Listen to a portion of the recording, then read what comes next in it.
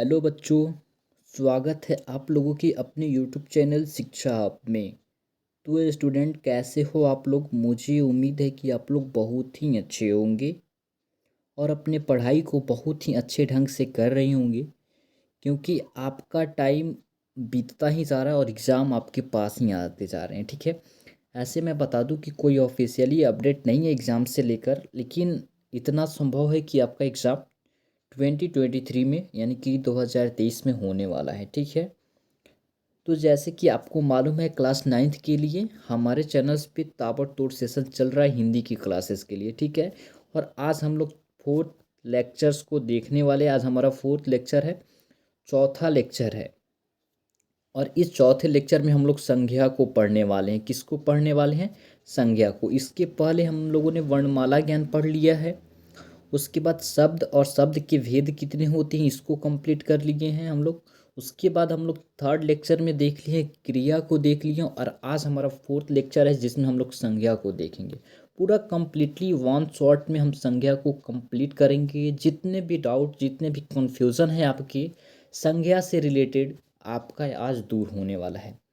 और यह दूर तब होगा जब आप इस वीडियो को, इस लेक्चर्स को, क्लास को अच्छे से देखेंगे और अच्छे से नोट्स बनाएंगे। तभी आप जाकर इस संज्ञा को, जो भी आपके अंदर संज्ञा से रिलेटेड डाउट है, कंफ्यूजन है, उस वह दूर हो सकेगा। ठीक है। तो आप अभी कॉपी पेन लेकर बैठ जाएं और शुरू करें अपनी क्लासेस को। ठीक है। तो हम भी अपने क्लासेस को शुरू करते हैं और आगे बढ़ाते हैं।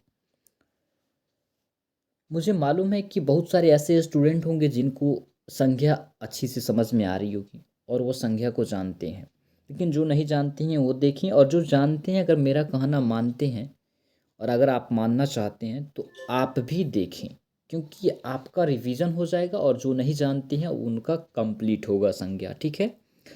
और देखिए, रिवीजन करने से आपका यही होगा कि आपकी जो भी टाइम है वो बचेंगे, और आप ज़्यादा से ज़्यादा रिवीजन करते हैं इसका मतलब यही है कि आप सुपर फास्ट बनेंगे। ठीक है। बहुत ही ज़्यादा एक्सप्रेस हो जाएंगे आप। ठीक है। किसी भी क्वेश्चंस को पहली नज़र में ही आप पकड़ पाएंगे कि आखिर यह इसका आंसर क्या है। ठीक है। तो रिवीजन अति आवश्यक है। आइए हम अपने टॉपिक पे आते हैं। देखिए, संज्ञा की परिभाषा। अगर हम संज्ञा पढ़ रहे हैं तो इसके बारे में सबसे पहले जानना हमारा कर्तव्य बनता है कि आखिर संज्ञा किसे कहते हैं, संज्ञा क्या होता है। तो चलिए हम जानते हैं।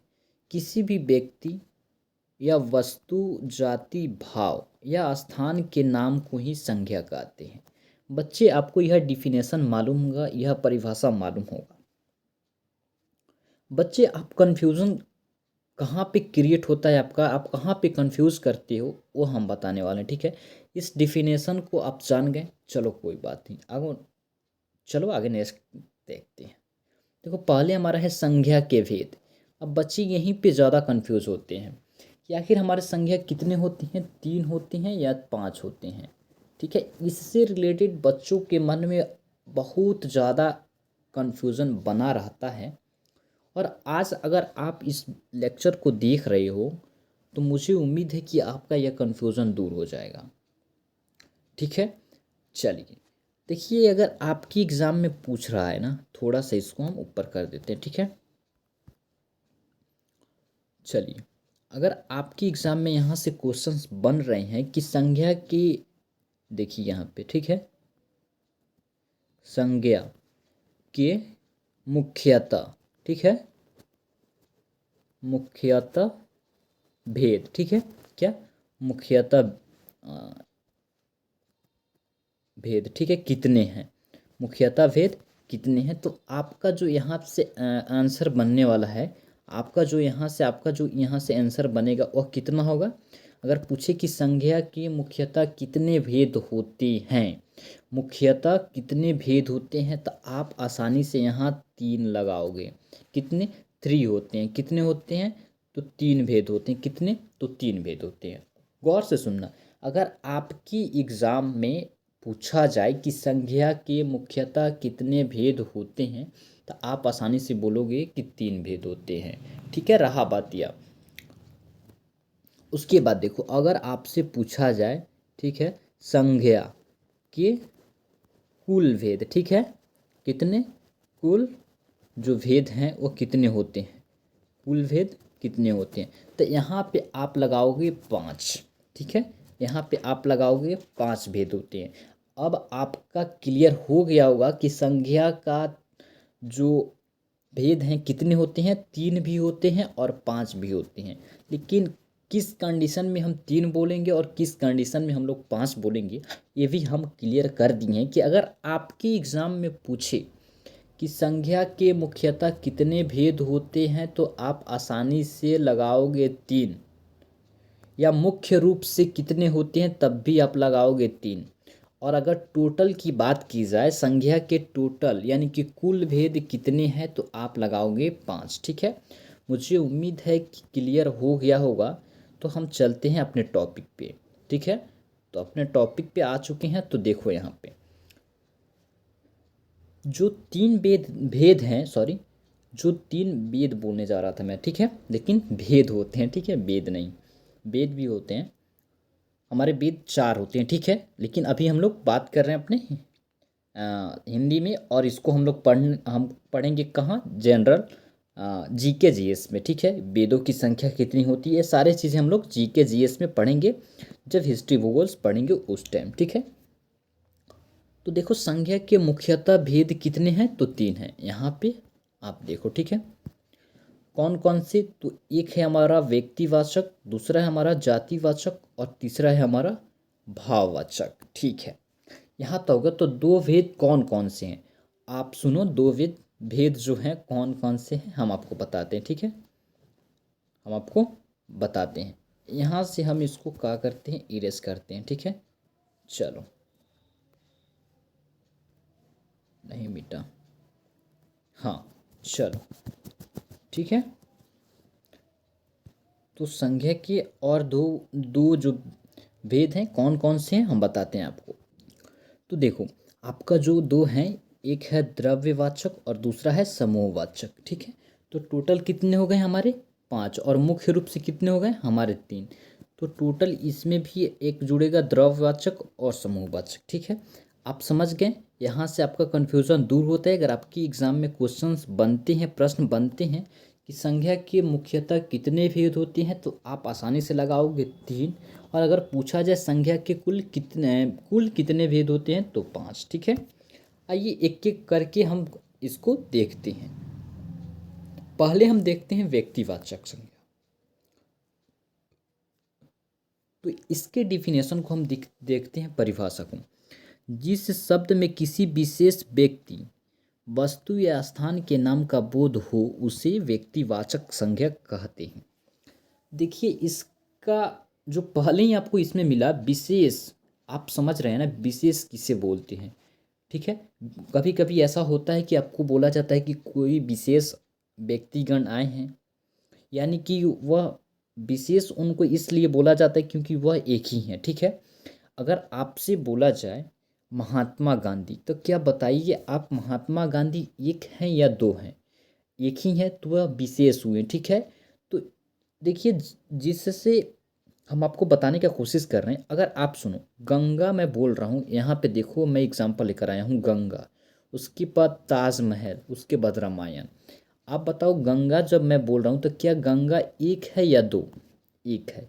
गंगा नदी एक है या 2, अगर हम डायरेक्ट बोलूँ यहाँ पे नदी, तो आप बताओ इस नदी से आप क्या क्लियर कर पा रहे हो, किसी एक विशेष की बात हो रही है या पूरे की, ठीक है, या सभी के, ठीक है। तो ऐसा नहीं क्लियर कर पा रहे हैं हम लोग, ठीक है। अगर आप डायरेक्ट नदी बोलोगे तो ऐसा क्लियर नहीं किया जा रहा है कि गंगा नदी या सरस्वती नदी या रावी नदी या झेलम नदी, ऐसा क्लियर नहीं किया जा रहा है कि कौन सी नदी, ऐसे डायरेक्ट बोला जा रहा है नदी, तो इसमें कोई भी आ सकता है, कोई भी नदी आ सकती है, ठीक है, ठीक है।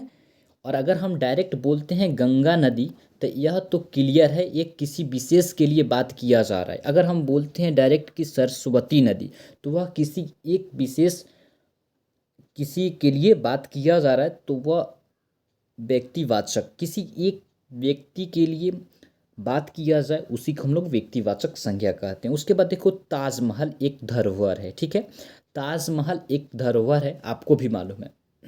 अगर हम डायरेक्ट बोले धरोहर तो आप क्लियर कर पा रहे हो कि कुतुब मीनार के लिए बोल रहे हैं, सॉरी मीनार, हाँ मीनार के लिए बोल रही हैं, या ताजमहल के लिए बोल रहे हैं, या लाल किला के लिए बोल रहे हैं। यहाँ से आपका क्लियर नहीं हो रहा है। अगर हम डायरेक्ट बोले कि ताजमहल तो आप आसानी से क्लियर कर लोगे कि ताजमहल तो एक ही है, इसके अलावा तो कहीं पे ताजमहल है ही नहीं, और वो भी आगरा में स्थित है। तो यह तो व्यक्तिवाचक ही संज्ञा होगा, ठीक है।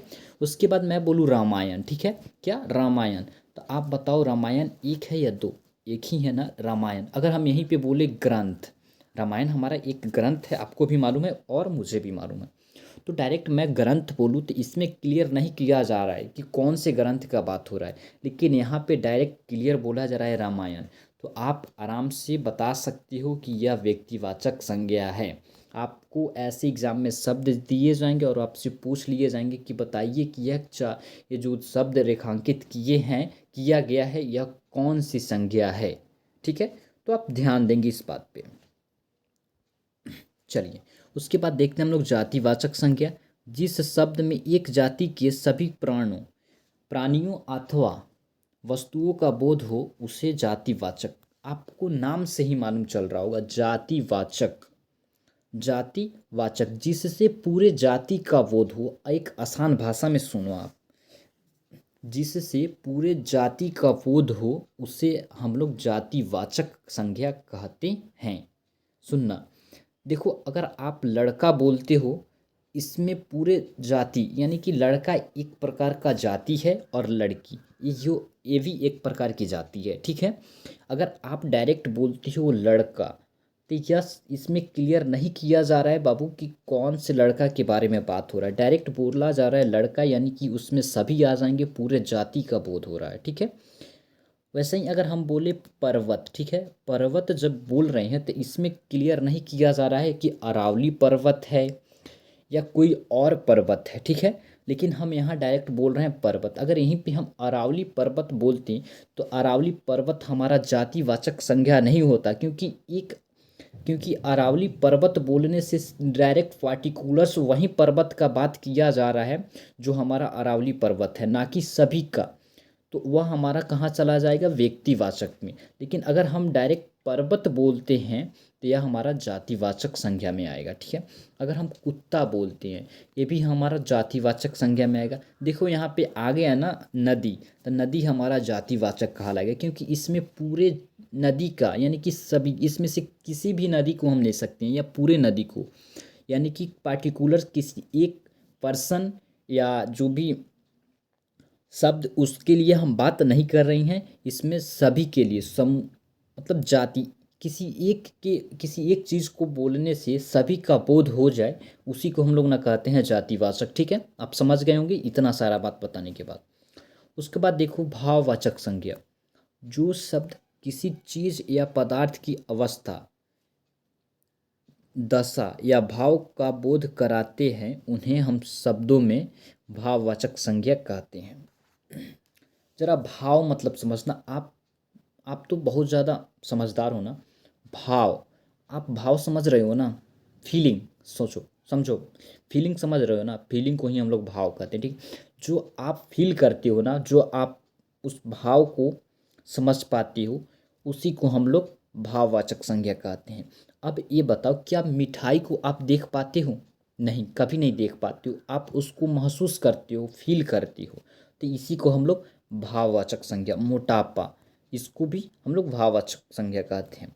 इसका एक छोटा सा ट्रिक है, आप देखो, भाववाचक संज्ञा बनाते समय शब्द के अंत में पन, त्व, ता आदि शब्दों का प्रयोग होता है। इसमें एक ऐड कर लो प्रत्यय, ठीक है। इसमें आप ऐड कर लो एक प्रत्यय होता है, ठीक है, प्रत्यय भी ऐड किया जाता है, ठीक है। और इस पे हम लोग बहुत ज़्यादा एग्जाम्पल्स करने वाले हैं, एमसीक्यू आज आपके ग्रुप में जो कल क्लासेस हुई थी उसका और आज का दोनों का प्रैक्टिस सेट हम आपको अपलोड करेंगे, ठीक है। आप वहाँ से लगाइएगा, जो भी कन्फ्यूज़न होगा हम आपको क्लियर करेंगे, ठीक है। आप यहाँ से लेक्चर को देखिए आसानी से पहले, ठीक है। उसके बाद हम देखते हैं द्रववाचक संज्ञा। द्रववाचक, आप इसको तो आसानी से ही समझ गए होंगे, ठीक है।